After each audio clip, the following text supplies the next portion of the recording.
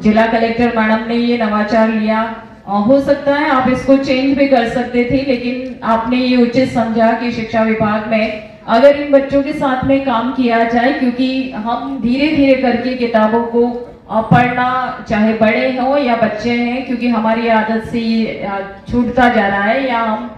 कहीं कहीं पीछे छूट रहा है कि अब मोबाइल या फिर आधुनिक जो तकनीकी है उससे हम इन किताबों को कहीं कहीं हमारी अलमारियों में या फिर ऐसे ही सुरक्षित रखी गई है। तो मुझे बहुत अच्छा लगा, इसीलिए बहुत बहुत आभार। और इसे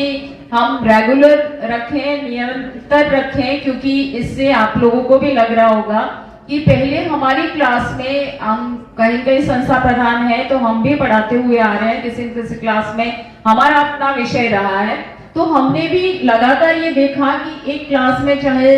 60 या 80 हैं या 100 से ऊपर बच्चे हैं, तो उसमें शायद हम 2 या 3 बच्चों के ही नाम जानते थे। अगर जानते भी थे तो शरारती बच्चे हैं या कुछ बहुत होशियार बच्चे हैं या जिनकी अभिव्यक्ति है, तो उनकी अगर हम गिनती करें तो बहुत कम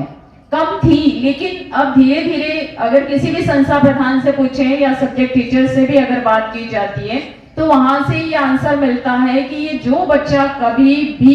खड़ी होके बात नहीं कर सकता था या फिर कोई सवाल नहीं पूछ सकता था, आज उसकी एक्टिविटी पूरी तरह से बदल गई है और धीरे धीरे वो संख्या है वो 2-3 से नहीं, कई संख्या है वो 2 या 3 की संख्या में बढ़ती जा रही है। तो ये आपके ही इस नवाचार से हमें बेनिफिट मिला है, मेरे शिक्षा विभाग को, और ये बच्चे जो बैठे हैं उनके जीवन का ये यादगार पल है। शायद ये जीवन में किसी भी क्षेत्र में जाए, लेकिन ये जो इनका अवसर आपने दिया है, शायद नवाचार नहीं होता तो ये मंच नहीं मिलता उनको। और इस पड़ाव से पीयू और पीयू के बाद में आपने सीबीओ लेवल पे भी, ब्लॉक लेवल पे ये कार्यक्रम हुआ, तो इसमें इन बच्चों ने धीरे धीरे करके और स्कूल लेवल पे भी एक नवाचार है, ये सबको पहचान मिली और टीचर की एक्टिविटी भी इसमें बढ़ गई कि हमें किस तरह से मेरी क्लास के बच्चों को इसमें मोटिवेट करना है, और इसके आधार पे वहां भी कंपटीशन होने लगा। कंपटीशन अलग है, लेकिन हमारी सीएस मैडम ने भी ये जरूर रखा कि राजस्थान में शायद ये एक ही जिला है जिसमें ये नवाचार बच्चों पे लिया गया है। और जिस समय लिया गया था तो अप्रिशिएट सभी कलेक्टर सर से ये आग्रह भी किया था कि आप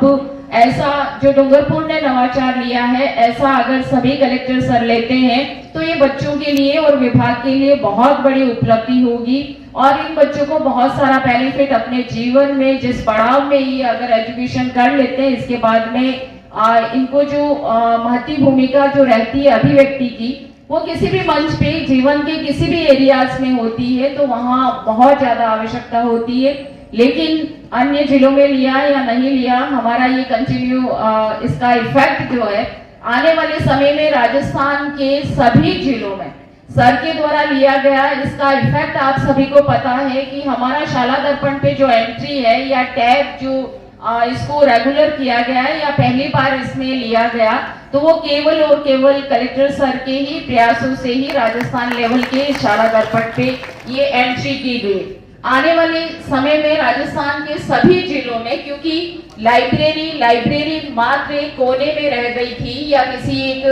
कमरे में बंद रह गई थी, तो ये बहुत अच्छा प्रयास हमारे विभाग के लिए होगा, राजस्थान के विभाग के लिए। और इसमें सभी जिलों में आने वाली जुलाई से ये किताबों का वितरण बच्चों तक पहुंचाना और अभिव्यक्ति का है, ये पूरे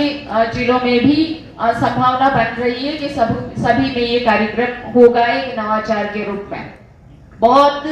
सभी बच्चे, आप सभी को ढेर सारी शुभकामनाएं कि आपने जिला लेवल पर इस प्रतियोगिता में, एक अपनी जगह है प्रतियोगिता, लेकिन आप लोगों का ये तीसरा पड़ाव और यहाँ उपस्थित होना ही बहुत मायने रखता है। आपके प्रभारी को, आपके वहाँ के संस्था प्रधान को, जिन्होंने अपने इस स्कूल में, क्योंकि इसके साथ में आपके पेरेंट्स भी हैं, आपके संस्था प्रधान भी हैं और एज ए प्रभारी के रूप में भी है, जिन्हें ये गर्व होता है कि किसी मंच पर आप अगर अभिव्यक्ति देते हैं तो इसके पीछे कितने सारे लोग हैं वो जुड़े रहते हैं। आपका अपना अनुभव अपनी जगह पर है, लेकिन हम भी आपके साथ में हैं, तो आप सभी को ढेर सारी शुभकामनाएं और बधाई। इस पड़ाव तक आप पहुंचे हैं और प्रथम और द्वितीय और तृतीय ये तो एक